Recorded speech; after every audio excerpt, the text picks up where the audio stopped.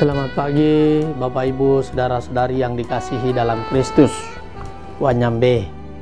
Mari kita mendengarkan Injil Tuhan di hari ini sebelum memulai aktivitas kita. Injil Tuhan yang akan kita dengarkan diambil dari Injil Yohanes bab 14 ayat 7 sampai dengan 14. Tuhan bersamamu.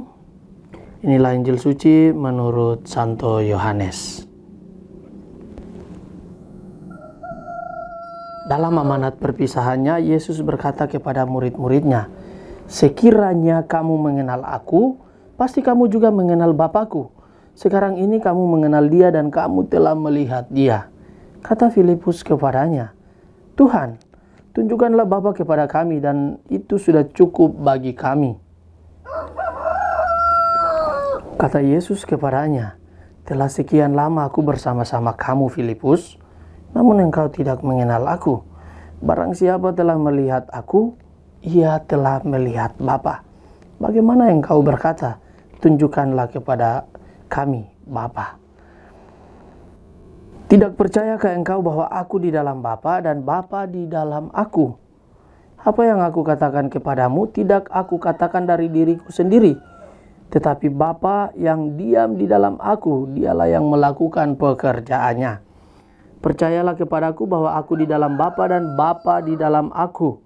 Atau setidak-tidaknya percayalah karena pekerjaan-pekerjaan itu sendiri.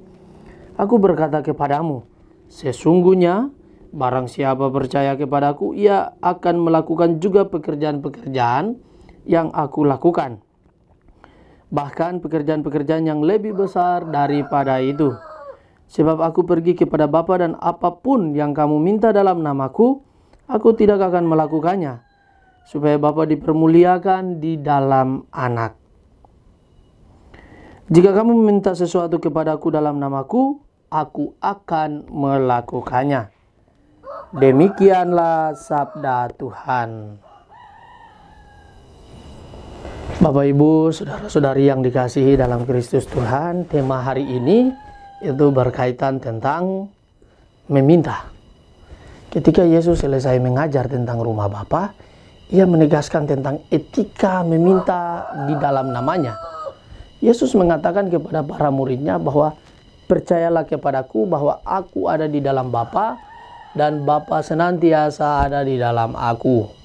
Yesus ingin meyakinkan para muridnya bahwa siapa yang melihat Dia sama dengan melihat Bapa di surga. Karena itu, Yesus pun membuka wawasan mereka agar mereka memahami dengan sungguh bahwa kehadirannya di tengah mereka merupakan ungkapan kehadiran yang paling nyata dari Allah Bapa yang selama ini mereka sapa sebagai Yahweh. Sabda Tuhan yang kita dengarkan hari ini mengajak kita untuk menyadari arti meminta. Yesus mengajar para murid untuk berani meminta kepada Bapa melalui Putra, yaitu Yesus sendiri. Kita bisa meminta melalui Yesus karena Yesus sudah mengenal Bapa. Karena Yesus dan Bapa adalah satu. Filipus dalam Injil hari ini ditegur oleh Yesus karena tidak mengenalnya dengan baik. Kita belajar dari Filipus, berani meminta dan memohon kepada Bapa melalui Yesus karena kita mengenal Dia sebagai penyelamat, pengabul doa, penyembuh dan pengampun. Yesus berkata, jika kamu meminta sesuatu kepadaku dalam namaku, aku akan melakukannya.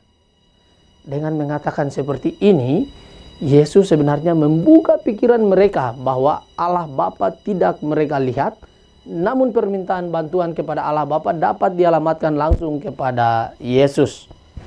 Dan permintaan itu akan didengarkan oleh Allah sesuai dengan derajat kerinduan akan apa yang sungguh diperlukan dalam kehidupan manusia.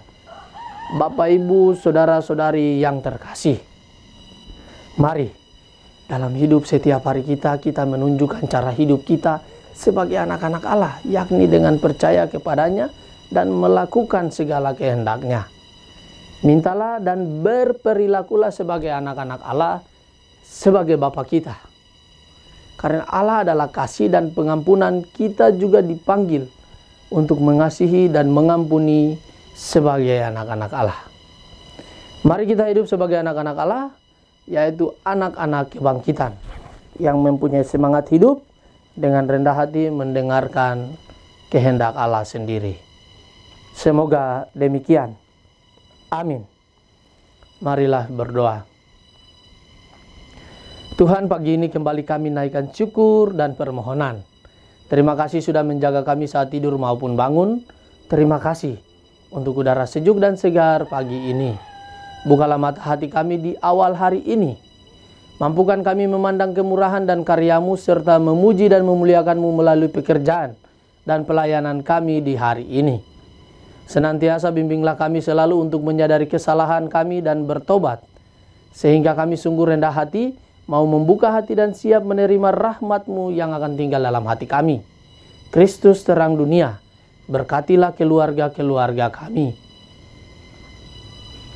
Jadikanlah kami alat kasih-Mu, dan pantaskanlah kami menjadi hamba-Mu yang setia. Amin. Tuhan bersamamu. Semoga kita sekalian orang-orang yang kita kasihi dan kita doakan seluruh aktivitas kita di hari ini senantiasa dilindungi, dibimbing, dan diberkati oleh berkat Allah yang kudus, Bapa dan Putra dan Roh Kudus. Amin.